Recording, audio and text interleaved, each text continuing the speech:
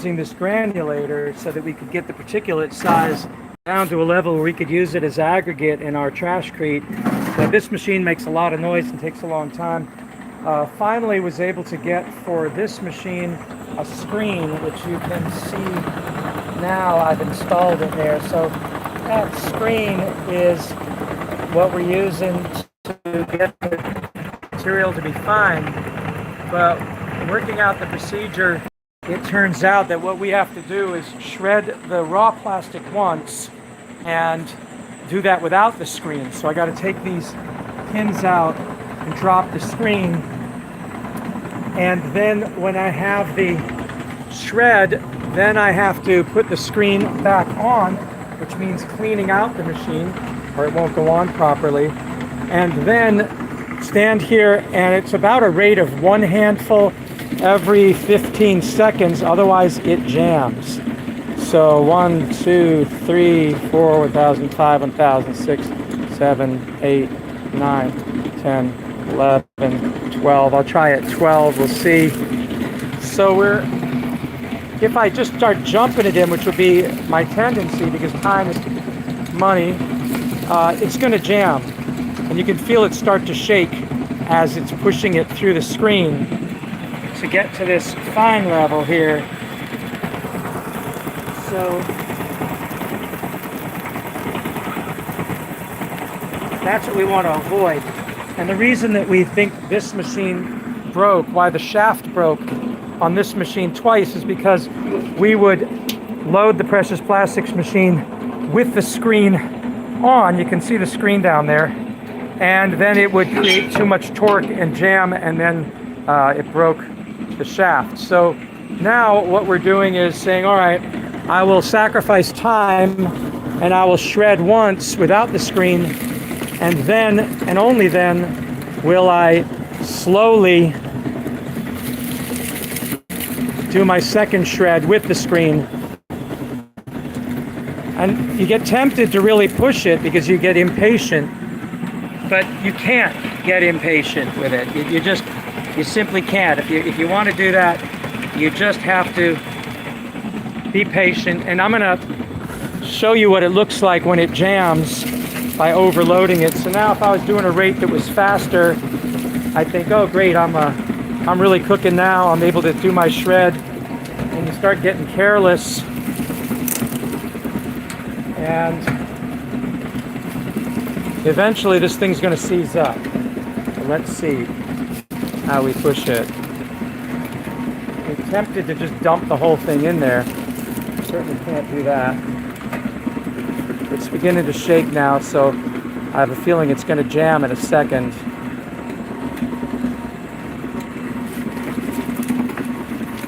Yep, there it jammed. All right, so that's when it jams. Now, fortunately, it's unlike when it jams when we're doing bottles and raw trash. Those jams are really hard to fix. This one, because it's already been pre-shred, albeit into bigger pieces, if I come down here and hit stop and then hit reverse and the light moves over and then hit run, then it backs it up fine. And then once it's backed up that way, then I can go down and hit reverse again.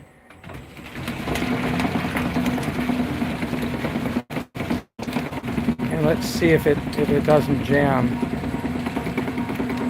So it's a lot better than it was earlier when I was loading it. You just have to be very conscious of the rate, and that's why we don't allow the public to bring plastic waste to us to shred for our Trashcrete project.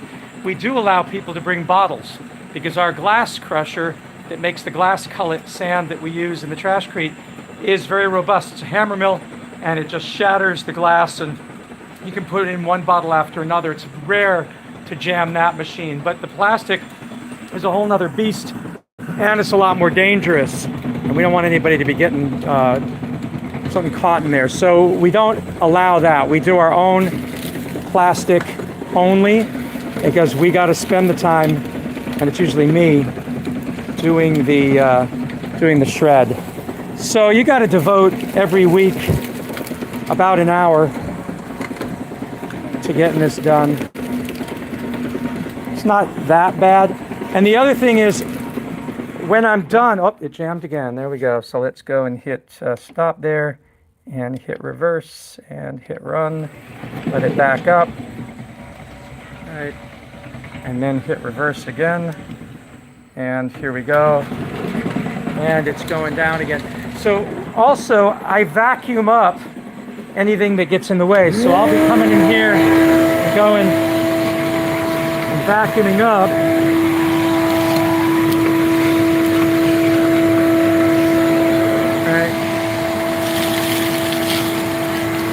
And if there's any residue here, I'll vacuum that up.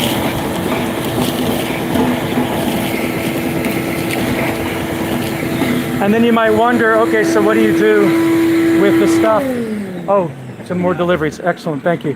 What do you do with the stuff that you vacuumed up? Well, the stuff that was vacuumed is fine particles in here, and I put that into my bin. So that's all the stuff that we vacuumed, and that's going to go in the trashcrete. Some of it's a little big, but that's okay. Like when we make a bench or we make another sculpture, we can get the big particles in there. When we're doing paving stones, we prefer not to have the big particles. We want the small, but the vacuum cleaner's picking it all up, and I'm going to use this for a bench. So I'm not unhappy with what the vacuum cleaner pulled off the floor, because we want to avoid any microplastics, right? So we snorkel all that stuff up, and that's what goes in here. Perfectly usable in our larger trashcrete sculptures. But for the paving stones, well, we really need this really fine stuff here that'll bind with the Portland cement and the glass colored sand that we use. And that's why we bought this $200 screen here that we have to take out for the first shred. So that's what I'm doing today. I'm doing my first test of grinding up secondary. And boy, would I love to just tip the bucket in and dump it in the hopper, but that's not going to happen. So we've learned you have to do it by hand so that you can get a reasonable rate of decomposition there, of shredding. But it's not a big disaster. It's just time, and I think if I listen to a podcast, bring headphones, then we will be able to use this time well. So there we go. Looks like some of this stuff had already been shredded down pretty fine, so I'm not going to have to do all of it. It looks like it was a mix in here, as you can see. Whoops, there we go. Got another jam. So stop, and then let this be like a training video. Light goes on there. Run it. It runs backwards, pulls up that stuff, that clump that made it stick. Go to reverse again, and let's see if we can get through this time without a jam. And there we go. Very good. Continuing on. Of course, it should be dry, and one of the problems is it feels like there's a little moisture in this, and you can even see the steam. There it goes. Oh yeah, you can really see the steam coming up. Well, that's causing it to clump and jam for sure. So we really need to make sure this stuff is dry.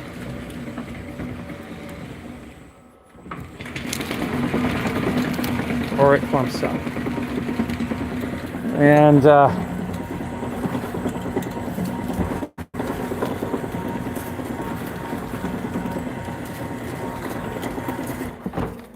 there it goes again. So what I really want to do is just make sure I get the big clumps out of here. And like I said, I see all this stuff is really wet, but this is fine